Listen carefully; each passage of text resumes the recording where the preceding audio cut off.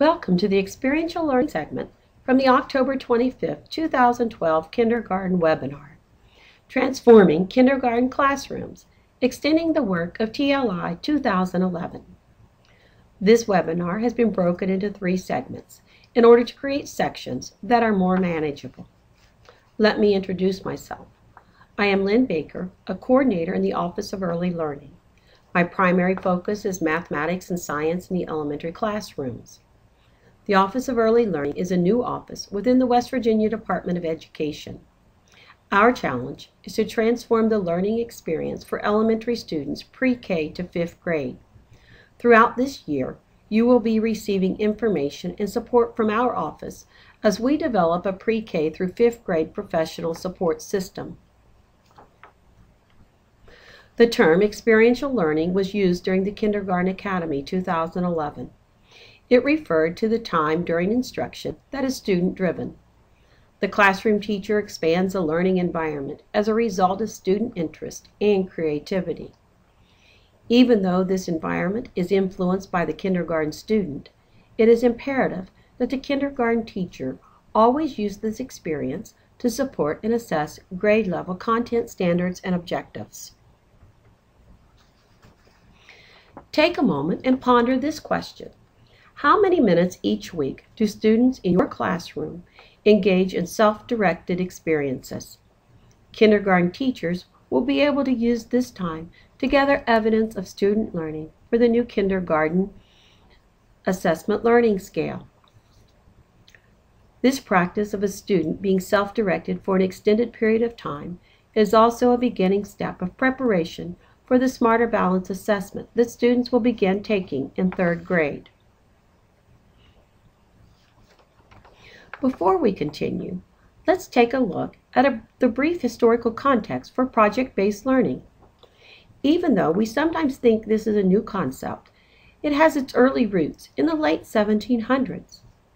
Frederick Froebel, the father of kindergarten, felt that the root of the educative process lies within the child's instincts and spontaneous activities rather than in rote memorization.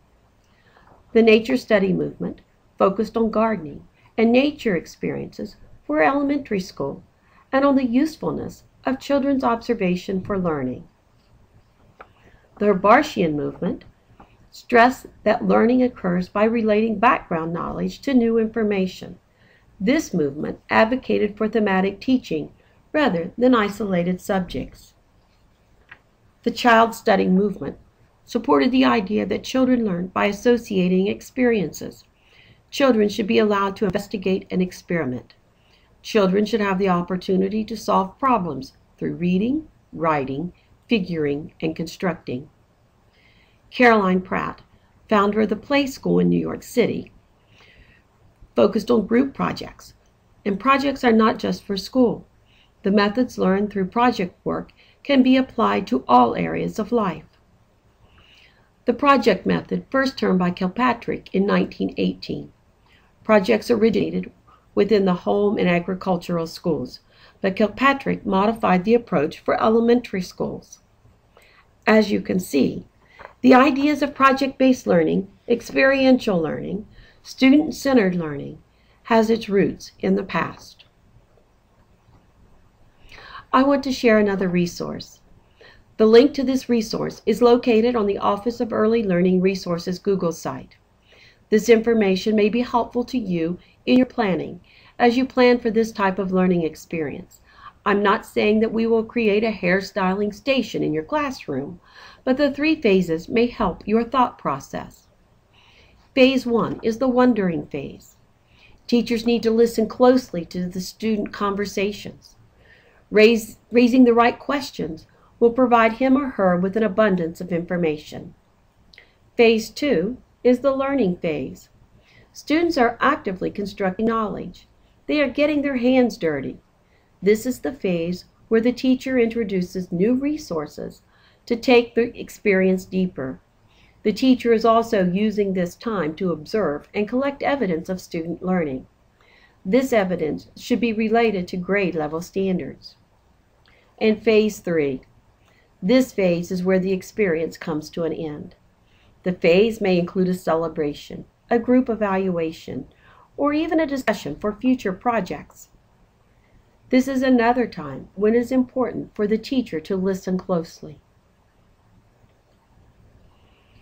An outcome of the Kindergarten Academy were various experiential learning plans, and I want to share two of them with you: the grocery store and the restaurant.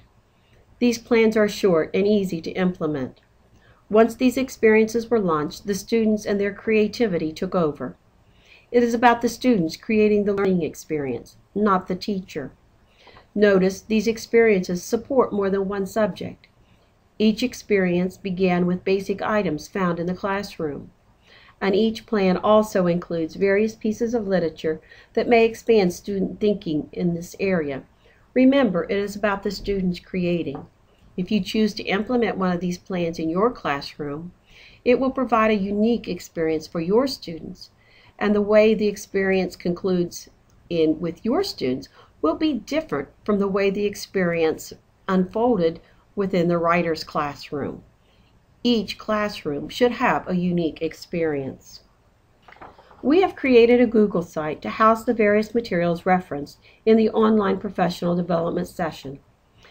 The link is on the Office of Early Learning website, where these recorded sessions are located.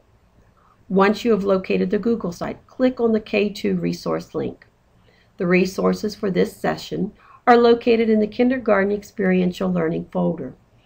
You will also find a link to a Google form that is being used as a reflection for this session. At the end of each month, we will email a certificate of participation. You may include this certificate in your teacher evaluation portfolio. At the end of the reflection, there is a section for future topics. Please list topics that would be helpful to you as you extend your teaching practice. This concludes the session on experiential learning. If you need additional information or have questions, please contact me, Lynn Baker, at my email address listed here, lhbaker@access.k12.wv.us. Once again, I want to thank you for participating.